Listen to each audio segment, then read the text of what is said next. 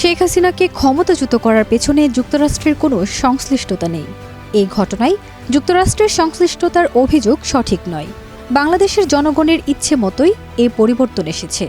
স্থানীয় সময় সোমবার 12 আগস্ট হোয়াইট হাউসের নিয়মিত প্রেস ব্রিফিংয়ে এই কথা জানিয়েছেন প্রেস সেক্রেটারি ক্যারিন জ্যঁ-পিয়েরে।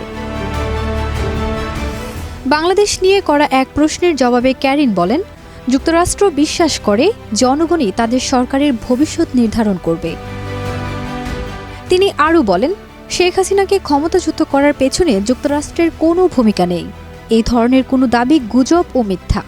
এই ঘটনায় যুক্তরাষ্ট্রের সম্পৃক্ততা নিয়ে যে কোনো অভিযোগ সম্পূর্ণ অসত্য। বাংলাদেশের জনগণের সিদ্ধান্তেই এটি হয়েছে এবং আমরা বিশ্বাস করি বাংলাদেশের সাধারণ মানুষই দেশটির সরকারের ভবিষ্যৎ নির্ধারণ করবেন।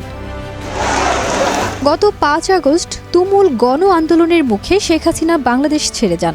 সেদিন সেনাপ্রধান জেনারেল ওয়াকারুজ্জামান জানিয়েছেন, দেশ ছাড়ার আগে প্রধানমন্ত্রীর পদ ছেড়েছেন তিনি।